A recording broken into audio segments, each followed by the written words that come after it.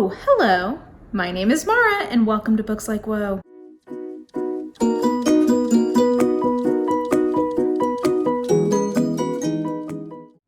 Okay guys, so as you may remember, May was the Asian Readathon that was started by Read with Cindy, and I decided to participate this year for its inaugural voyage, and I'm so glad that I did because it was a great way for me to kind of look at my TBR a different way, think about Asian authors, Asian characters, Asian settings that maybe I just wasn't kind of attuned with. And based on that, I came up with my TBR, which I posted in April. May I did the readathon, and so now what you guys are going to see is my reading vlog as I attempt to read the 11 books on my TBR, which were originally 9, but based on things that didn't get read in April became 11.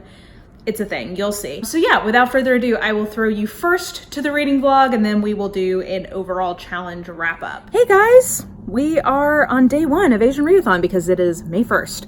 I am still in London, and some of the reading that I thought I was going to get done in April did not happen, and it would qualify for Asian Readathon, namely The Bride Test by Helen Hoang. So I think that's probably going to be my first entry.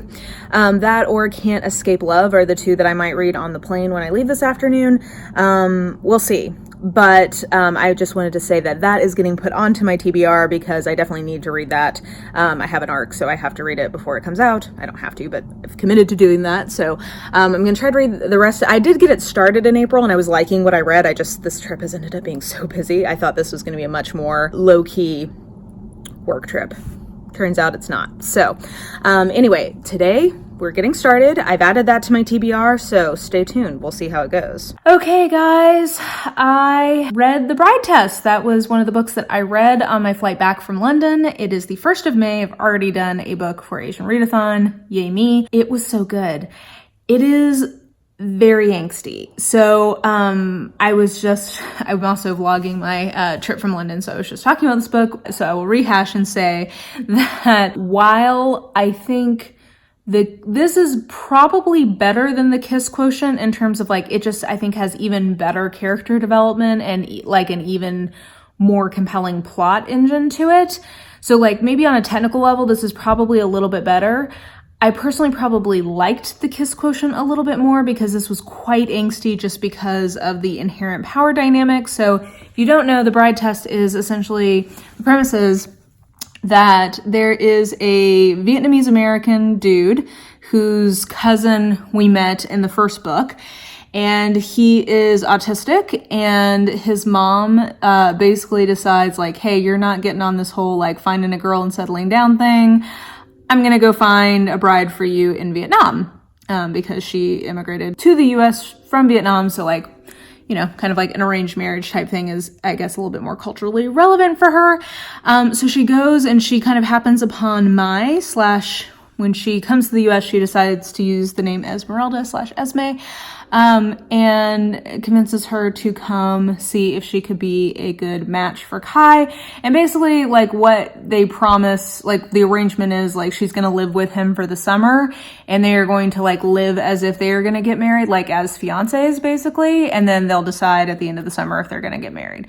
So it's a trope I really like in the sense of, a fake relationship or, a forced proximity, marriage of convenience. I like all of those, there's machinations that are putting two people together who otherwise wouldn't be. I like that.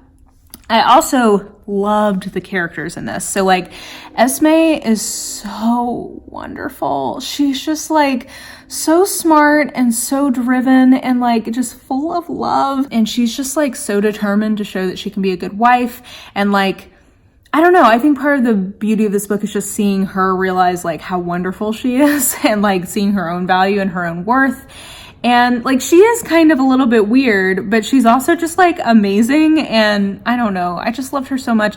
And I also really liked Kai, but he just kept hurting her over and over again, which I would be more comfortable with if he wasn't also the one who had all of the power in the relationship. So he's the one with the economic power, he's the one with the social power, he's the one with the legal power, basically, because she's in a foreign country. And then he also has the emotional power because she is trying to make him fall in love with her.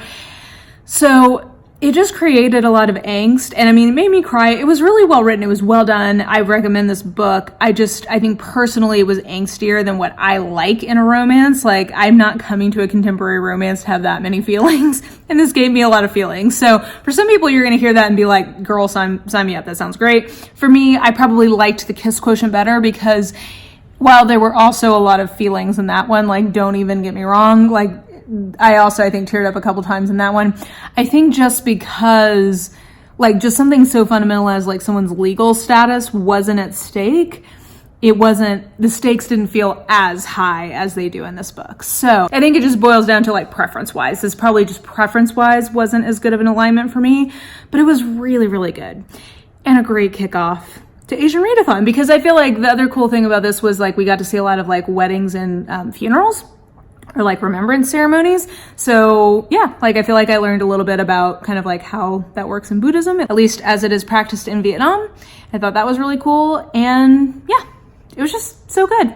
I really, really enjoyed it. I would recommend. Helen Hoang is just like an auto buy for me now. She's just great. So first book down, we'll see what I get to next. Hey, party people. I am struggle bus on adjusting back from London time. This is the hardest I've ever had going between Europe and US time zones. It's been a struggle. I am going to read another book despite that struggle because I want to try to stay awake till a reasonable time tonight, and then I want to sleep in and like I'm going to try for like 9 hours of sleep. We'll see if that works. But anyway, on my e-reader, I'm going to read my next pick for Asian Readathon, and that is going to be Wolf Rain, which is the next book in the Psy-Changeling series, which is an amazing series by Nalini Singh, who is an Indian New Zealander. Yeah, so this qualifies in terms of the author being Asian. And one thing that, in terms of just like this particular reading challenge, that I think is relevant to mention for the Psy-Changeling series is that part of her vision of the future is that we are, as a human family, a lot more racially mixed, especially in one of the groups of her world, which are the Psy. So they have like these psychic abilities, like mind control or like telekinesis or telepathy or teleporting, all the tellas basically.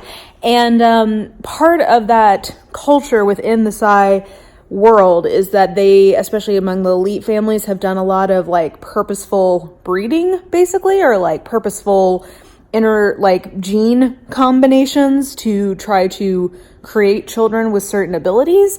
And because of that, they're very racially and ethnically diverse. So like almost all of the characters in these books are biracial in some way, which I think is really cool. And I think very much like an accurate kind of looking forward into the future. It's like, I mean, I just think as the world becomes more cosmopolitan and more, globalized and whatever, I just think we're going to see a lot more of that. So I think that that's something that's always cool, is that Nalini Singh's books, you can almost always guarantee there's going to be an interracial romance. And that's something I definitely look for in romance because, yeah, like I said, I just kind of feel like it's 2019, that's the future. And you also, the other piece of that is that you also get a lot of like globe-trotting. So you get, like a lot of the books take place in kind of the San Francisco area, but then like there's also notable groups in Russia, and depending on the story, sometimes they'll hop over to Europe or they'll hop over to Japan or whatever, like because there's, especially because like a lot of them can teleport, you get some globe-trotting in that way. Oh, also Venice, that's one of the big places. So anyway, this is definitely qualifies for Asian Readathon, and I also just wanted to shout out that piece of these books because I don't know if I've ever mentioned that, and I think because this readathon is specifically like trying to highlight some areas of like ethnic or racial diversity, like that's kind of part of the spirit of Asian Readathon. I thought I would also mention that this series in particular, I think, has a lot of that diversity just like baked into its world building. So anyway, we'll see how I do, because this series it's consistently enjoyable to me. The newest season of it, she basically like has concluded season 1 of the series and is rebooting into season 2. Hasn't been as successful for me so far. I'm still enjoying it, but it's just not as good. So I'm curious to see. This is, I think, the last in the little like bridging season. So I'm curious to see how this goes. Okay, if I look like an exhausted piece of garbage, it's because I stayed up till 2 a.m. Reading about 75% of Wolf Rain. Guys, this is what I like. This is what I like from a psy-changeling book. She's back to true form. The microplot is working. The macroplot is awesome. I think, got 25% left, but this is on track to be a 4.5. I am delighted to report that, and this assuages some of the fears I've been having. So, I just got 6 hours of sleep, and considering that I'm still, all fucked up from changing time zones, I probably should have tried to get more sleep. We'll do that tomorrow, because now I need to finish this bad boy, so wish me luck. Okay, so I finished Wolf Rain by Nalini Singh, and guys, it was a delight. It was a return to form.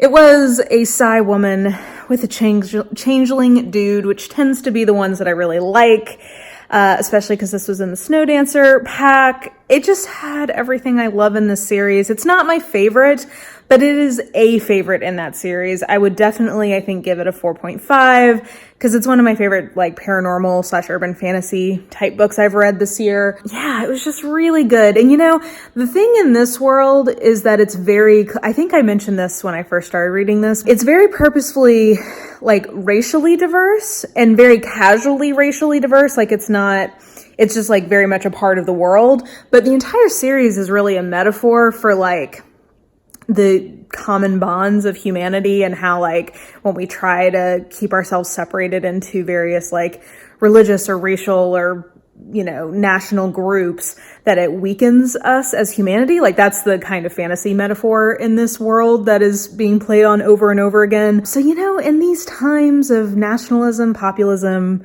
etc., this is just a series that is thematically a balm to our weary soul. And it's Nalini Singh, and it's always fun, and it just was a really good one, and yay. So that was definitely a big success. So yeah, anyway, I'm gonna write my review real quick, and then I'm gonna go do some errands, and I'm not sure what I'll pick up next. Stay tuned. Hey guys, quick update, which is that I finished All You Can Ever Know by Nicole Chung today, and I vlogged about that as a part of my Goodreads Friends Pick My TBR challenge vlog.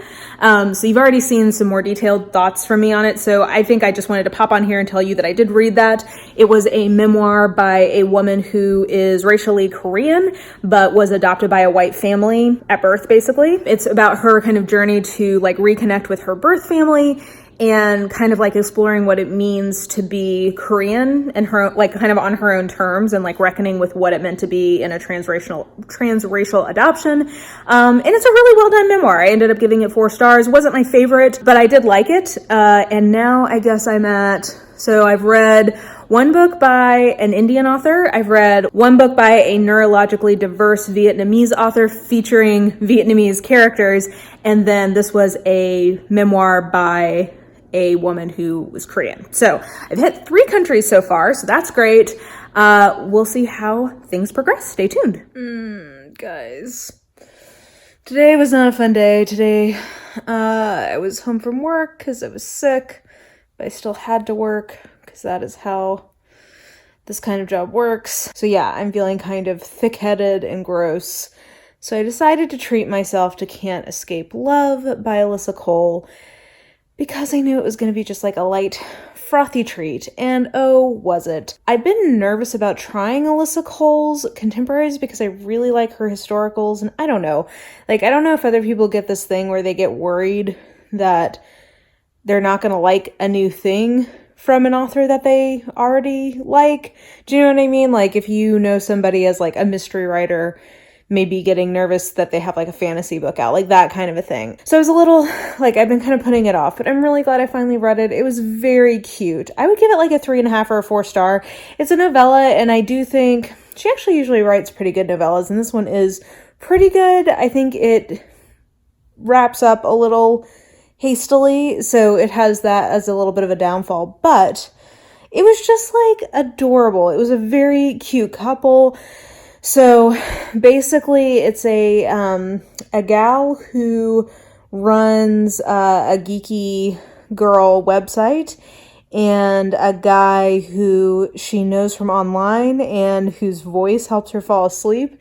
And then he deletes his account, so she doesn't have access to his stuff anymore. So she reaches out to them, and she ends up being able to help him with a work thing that he's working on. And that's kind of how things kick off. And it was just so cute. So like it was interracial, which was cool. I think Alyssa Cole does that really well. Black heroine, Vietnamese hero. And they both also are differently abled. So she had, I think, basically like meningitis at some point as maybe like a teen. And like that left her in a wheelchair. So, you know, addresses that part of her life. And then the hero has autism. It's actually the second book for Asian Readathon where the hero has been Vietnamese and has autism. I think that part was maybe one of the weaker parts of the book just because, I don't know, like, I think it probably would have been better to put him more on the spectrum just because I think, I don't know, I have limited folks in my life with autism as opposed to being sort of on the spectrum. And I guess I just felt like he was very high functioning on an emotional level or like a relational level based on the people in my life. And, you know, that's certainly not like the totality of experience with that kind of thing. But like, anyway, I think that was, she probably would have done better to kind of have that part of his character be a little bit different. But aside from that, I just really loved, just their dynamic was super cute. And I really liked how like blunt and direct he was. And he was somebody who was very aware that his, like the way he thinks about relationships and emotions is different than everyone else. And that actually like made him really focused on picking up those kinds of cues. And so like, I don't know, it was just like super sweet and it was just fun, frothy, nerdy, fun. Yeah, I liked it. I have no idea if any of that made sense because like I said, I'm pretty thick-headed, but it was a nice little treat on a sick day. I've read 4 books and we're about halfway through the month. I think my TBR was 11 books, so I don't think that's gonna happen, but I'm hoping, let's see, I've got half the month left. I've read 4. I'm gonna say my goal is to read at least 3 more. I would like to read Persepolis as my graphic novel, also because I bought it for this, so I feel like I should read it. And then I definitely would like to read The 3-Body Problem and probably The Buried Giant. If I got through those 3 for the rest of the month, I would be feeling pretty good about my progress. So we'll see. Maybe I can also slip in a 4th one. Because also I think like The Black Tides of Heaven is supposed to be pretty short. So maybe that one. I don't know. Stay tuned. We'll see what happens. I'm still sick. So we're going to read this.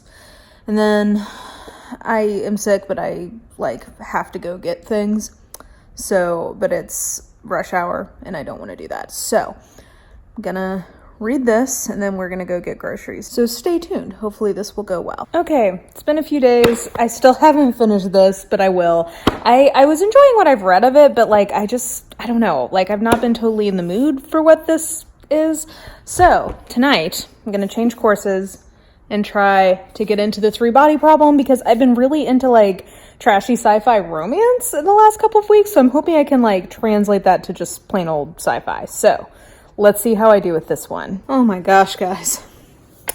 Okay, so I made some good progress on this evening. I just have to say, though, this is maybe the darkest book I have ever read. It's really thought-provoking and good. Like, quality-wise, this is a very good book. If it wasn't so good, I would have DNF'd it, though, by now, because, like, holy shit. This is like maybe the most nihilistic version of fiction I've ever read. It is so unrelentingly bleak in its portrayal of humanity and like human nature. It's a lot. Like, and when I say nihilistic, I mean like in the most true, like this is literally about like people who are trying to end humanity because like it's so terrible. Like, let's see if I can, towards the beginning, there's like this little summation somewhere about like an iceberg. So like Silent Spring is a thing in this book, but after reading it, one of the main characters, Winji, which I, by the way, love that name. Her name is Yi Winji, but like in American understanding of names, her given name is Winji and her surname is Yi. Anyway, Winji. She thinks, is it possible that the relationship between humanity and evil is similar to the relationship between the ocean and an iceberg floating on its surface? Both the ocean and the iceberg are made of the same material. That the iceberg seems separate is only because it is in a different form. In reality, it is but a part of the vast ocean. It was impossible to extend a moral awakening from humankind itself. just like it was impossible to expect humans to lift off the earth by pulling up on their own hair. To achieve moral awakening required a force outside the human race. So, like, that was pretty dark. Like, that's pretty early on in the book.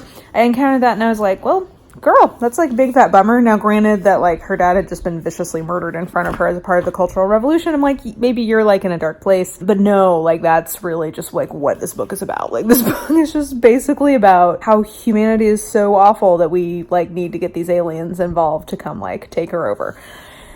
So, yeah, like I said, I think that if this wasn't so good, I would have DNF'd this already. I am going to keep going. I'm going to finish this up probably tomorrow night because like I've had my fill. It's very good, but oh so grim and so dark. So it is the next day and I had to run home at lunch because I forgot my lunch, and where I was working today I could do that. So I'm gonna read a little bit more of this, but I just thought I would show you. This is where I'm at, the third part. Sunset for Humanity. This is just a laugh a minute, guys. This is just such a lighthearted, just like first encounter kind of delightful book that, doesn't make you, fall into the pit of despair about the state of humanity at all. Just lighthearted, just fun. I finished. Okay, I don't really know how to rate this, guys, because I don't know that I liked this very much, but I appreciate it. Like, I'm glad that I read it. I felt enriched by reading this. I also felt depressed AF reading this. This is like, I would say maybe the darkest piece of fiction I've ever read. And like, I'd heard people talk about that before. Side note, I've heard it gets even grimmer as the series goes on. So I will definitely not be continuing in the series. But I'd heard that it was pretty dark before. But like, actually reading it, I finally understand where people... It's just like, it's not just that like grim things happen. It's that the entire underpinning, like philosophical underpinning of this is so bleak. I don't know, like I guess maybe I would land at like a 3.5 because I think I just didn't like this enough to give it a full 4 stars, but it's very well done. Like I don't know, like I still think I would recommend this. I feel very mixed about it. Also there's an inordinate amount of husband killing in this, so I don't really know what that means, but do with that what you will. This is kind of a wild book. I think, yeah, 3.5 stars probably sounds about right. I'll have to kind of like sit with it and hopefully I'll have more articulate things to say at some point. But yeah, glad I read this. And I did, in terms of like the Asian readathon of it all, I think I did learn a lot about like the Cultural Revolution. I'm also fascinated that the Chinese government allowed this to be published because it does not make them look great. Yeah, I don't know. Anyway, enriching, but not necessarily enjoyable reading experience. Hey guys, Asian Readathon rolls on. And this evening, I have been attempting to read The Buried Giant by Kazuo Ishiguro. Now, you guys know, or maybe you don't, but I'll just tell you now. Kazuo Ishiguro wrote my second favorite book of all time, which is The Remains of the Day. I also really love Never Let Me Go. So he's an author I really like. I like his style. Sadly though, I think I'm gonna go ahead and say I'm DNFing this. I'm about 50 pages in, and I think it's not, how to say this. This is fine. The writing is very nice. It's an interesting take on a fantasy novel because it's told kind of almost like a story, like a fairy tale, like as if somebody is reading a fairy tale to you, which is a style of writing that I generally I like pretty well. I'm just finding this real hard to get into. The writing is pretty much the only thing that recommends it to me. Like, I like the actual writing, but the story, characters, premise, etc. are just not enough to really engage my interest. And I think, as I say that, I think I am going to make the decision to DNF it just because I could put, like, this wouldn't be like a hardship to read. I just have so many other things that I'm more interested in reading, and I just don't want to spend any more time with this, basically. It's, it is different than what I thought it would be. A kind of a fantasy-ish book set in post-Roman occupied Britain. So the Bretons and the Saxons are around, and this is about a pair of Bretons named Axel and Beatrix. And yeah, I'm just not into this. This is the long and the short of it. And you know, this is quite a polarizing book, I think, among people who I know have read it. Some people really love it. Some people really hate it. I don't hate this, but I just don't think it's really for me. Like, this isn't really what I want from him. And yeah, I'm glad that this pushed me to give it a try, because this is a book that has been on my TBR for a while. It was on my books that I wanted to get read this year. So I'm glad that I gave it the old college try. But yeah, I'm somebody who doesn't really believe in forcing yourself to finish a book.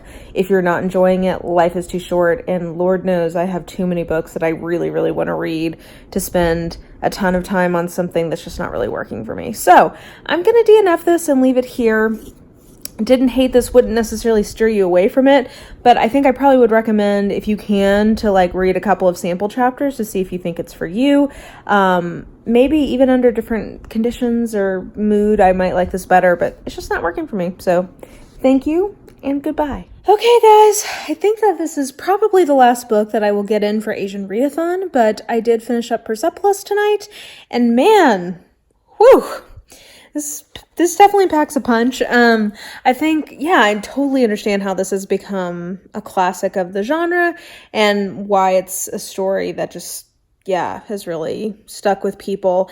I don't think I've ever read a memoir from this kind of philosophical point of view before. I mean, the author is so clearly, at least in her youth, politically literate and so politically left, but in the context of Iran, that's like just such a fascinating combination. And I think seeing the Cultural Revolution through her eyes as a young girl and the transformation of Tehran from, you know, what I kind of had known, but like just seeing it through her eyes as like, you know, a relatively cosmopolitan city for the time in the region, and, you know, filled with a rich intellectual history and a rich cultural life and, you know, exposure to the West. And I think just seeing the transformation of that into theocracy that it ended up being is really heartbreaking, and also just fascinating in terms of her own family's sort of story and how they fit into the kind of history of Iran becoming the country that it is. This whole part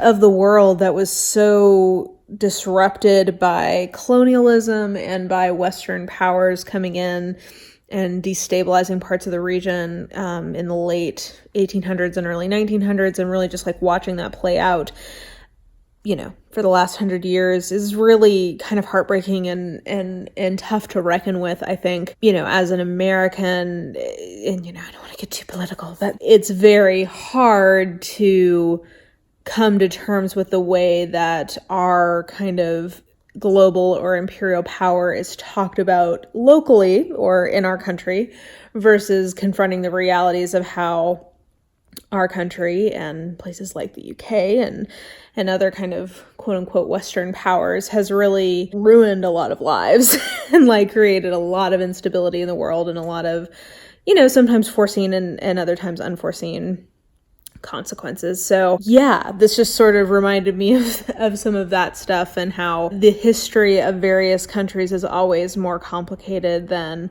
what you get on the nightly news.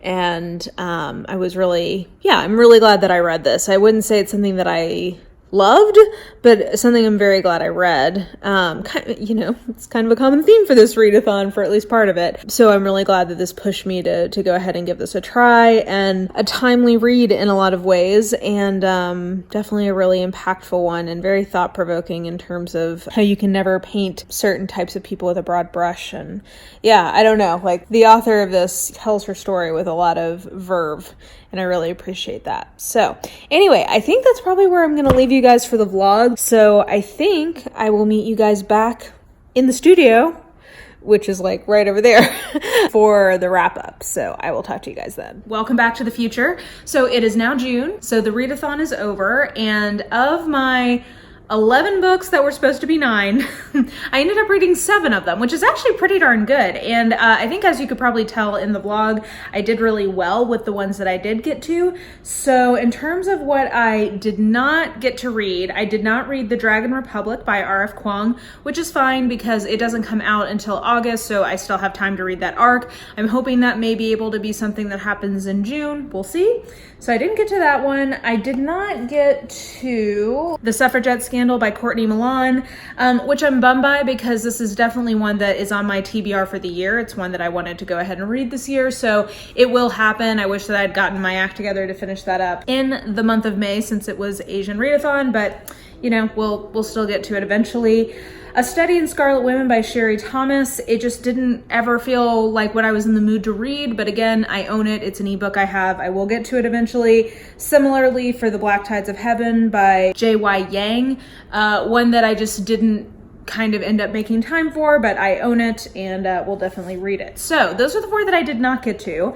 In terms of what I did get to, I had 1 DNF, 1 3.5, 4 4 stars, and 1 4.5. So overall, a very successful outing on this reading challenge. So I'll just do a quick wrap up of my thoughts from the bottom to the top, and we'll call it a day for this year. Okay, so as you saw, my DNF was The Buried Giant by Kazuo Ishiguro, which is a big fat bummer. This, I think, maybe if I'd been in the right mood, I could have finished it. This wasn't like unreadable and I didn't hate this. I just got, I think like 50, 70-ish pages in and was like, I don't see a path in which this is more than a 2 or a 3-star book for me.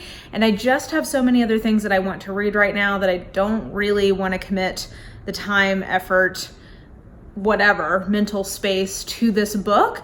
So it's not one that I think is bad. It's not even one that I would necessarily recommend someone away from. It just wasn't one for me. And I'm a big believer that unless like there's a real reason, you shouldn't finish books that you're not wholly enjoying or that you're not getting what you want out of them.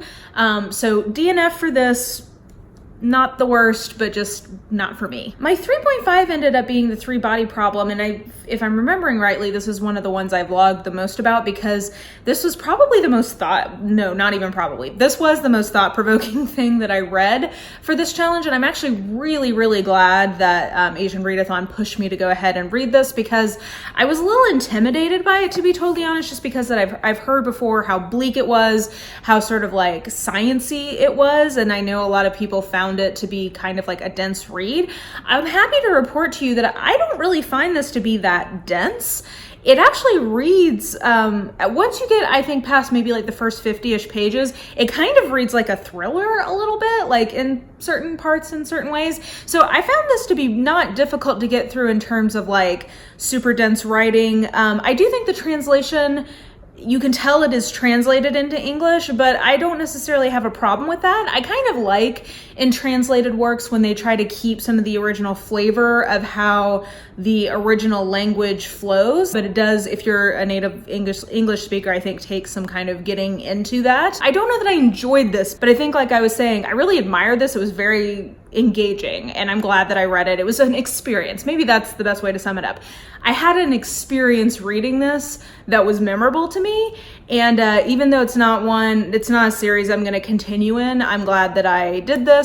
I also, side note, really like some of the characters in this, so that's also nice. Anyway, I would recommend this. This is definitely worth giving a try. I 100% see why this is considered to be such sort of like a modern classic in sci-fi. It was really good, but I don't know that I left it feeling rather down on the Human Project in general, which isn't my favorite feeling. Okay, and then moving into my 4 stars, I had 4 of them. The first was All You Can Ever Know by Nicole Chung. This was a memoir about a woman whose birth family were first-generation Korean immigrants and who was adopted into a Caucasian family. And it's a really good memoir. I think I talked more about this in my Goodreads Friends Pick My TBR challenge I was doing, so you can look at that vlog if you want to hear more thoughts about this particular memoir. It was definitely good. Like, I would recommend it. I don't know that it's one that I'll have a lot of memories from, but perfectly solid. Like, it made me think about kind of intersectional identity in a new way. So yeah, it was good. Thumbs up there. Oh, and I just realized I haven't been mentioning except for that last one. So Kazuo Ishiguro, the reason this qualified for Asian Readathon is because Kazuo Ishiguro is a first-generation immigrant to Britain from Japan. And then The 3 Body Problem was written by Cixin Liu, who is Chinese. It was originally written in Chinese, so it also fulfills the translation challenge. Then we'll go to Persepolis by Marjane Satrapi. And, you know, this, along with The 3 Body Problem, are 2 of like some of the biggest bummers I've read in a while. This is a fascinating memoir. I can 100% see why this is such a classic. I just think that the narrative voice in this is fascinating.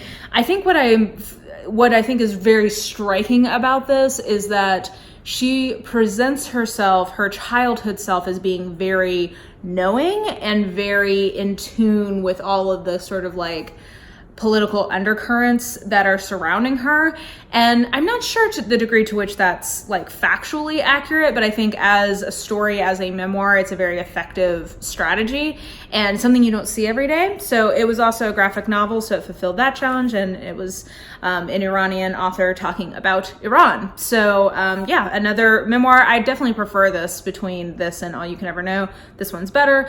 But yeah, they were both really good. So two good memoir experiences in this challenge. My next 4-star pick is Can't Escape Love by Alyssa Cole. So this one qualified for Asian Readathon because the hero is an autistic Vietnamese gamer, like a puzzle kind of gamer, and it's actually an interracial romance between him and a Black woman who is like a nerd, and she has her own like nerdy girl website. She also is in a wheelchair, and so like there's a lot of representation in this particular novella, and it's the first of the Reluctant Royals series from Alyssa Cole, which is like a contemporary series she's been doing, contemporary romance, and it was just like really fun. I do think that it suffers from the problem that a lot of novellas have, which is that it doesn't quite know how to pace itself for the number of pages it has. But I pretty much forgave that because I just found the characters really lovable. It was tropes that I really like, and yeah, just really entertaining, fun, good example of a contemporary romance novella, and definitely really enjoyed that one. And then my last 4-star pick, which also features an autistic Vietnamese hero, and in this case it's also own voices rep because Helen Hoang is an autistic Vietnamese author, is The Bride Test. And this was so good. That there's a central deception in this that I didn't understand why it was there, basically, in terms of like how it plays out, especially once the deception is uncovered. I found that part to be pretty unsatisfying. So that some of that and some of the power dynamics that were baked in that I just was constantly like, Ma, I can't, like, this is a lot for me to deal with on this plane ride. It kept me from just like absolutely loving this, but this was really, really good. I would definitely recommend it. And I love that Helen Hoang, I think, is becoming a bridging author for a lot of people getting into contemporary romances, just based on kind of how the marketing around what she does is presented to kind of the general reading public. I love that she's helping people see that maybe they can like a romance. So for that also, I'm definitely into this. As you can see, I got a copy of this from Book of the Month Club after I finished my e-arc because I really liked it and I wanted to have a copy of it. And also this just represents that, yeah, people are reading these, and that makes me just really happy. And then my biggest hit from this reading challenge, and actually my biggest hit in the month of May, was Wolf Rain by Nalini Singh. I absolutely love that series. This really like bought back the farm for me on this series. I really, really enjoyed this particular book. I gave it 4.5 stars, which means a favorite of the year. And yeah, it's definitely the best one in this series in a while. I loved, like, this got back to some of the sort of like core things that are great about this series in terms of the interpersonal dynamics between the central couple. This is an urban fantasy series that has a lot of like political machinations. It's set in the near future, and I think that we are starting to get a lot of payoff on some of the things that have been set up in that. Yeah, this just like really reminded me why I absolutely love Nalini Singh and feel like she's just like a goddess amongst us. Like I really appreciate that it's very clear she has like a long view of how the series is going to progress, and you feel like you're in very safe hands when you're reading these books because they're just so solid, satisfying, good. Love them. Definitely a series I often recommend to people who are open to reading romance, but who really love like fantasy or urban fantasy. I think that these, you know, from the covers, you can see even like they've been getting less and less romancy covers because I think more and more non-romance readers are discovering and enjoying them because the world is so fun, and the overall plot arcs are really enjoyable. So I think that will wrap it up for Asian Readathon. I am really glad that I did this year. I had a lot of fun. It, like I think I've said a couple of times, this made me look at my TBR in a new way, and that's my favorite type of these challenges, and that's why I don't do a lot of these sort of like booktube organized readathons, because I'm a mood reader and it kind of just has to sound fun to me for me to decide to do it. And for whatever reason, this one just sounded really fun to me because there were a few key titles that I was like, oh, I could read that. And it was definitely a good decision. I feel like it made me get to a few books that I'd been kind of putting off or had really wanted to get to, but just kept not getting to. So it was good in that respect. And yeah, it was just good times all around. I hope you guys enjoyed this video. Let me know in the comments below if you participated in Asian Readathon or if you have any recommendations for folks who are looking to continue reading Asian characters, Asian authors, Asian-based worlds, all that kind of stuff. Definitely let me know in the comments below any recommendations on that.